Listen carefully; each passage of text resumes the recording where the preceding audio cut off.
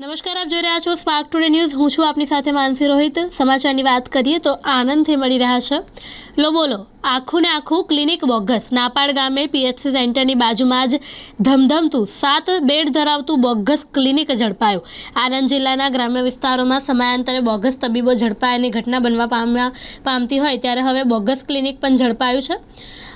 PHC સેન્ટરની બાજુમાં જ 7 બેડ ધરાવતું બોગસ ક્લિનિક ઝડપી પાડી તબીબની એસઓજી દ્વારા અટકાયત કરી વધુ તપાસ હાથ ધરી હોવાનું જાણવા મળેલ છે।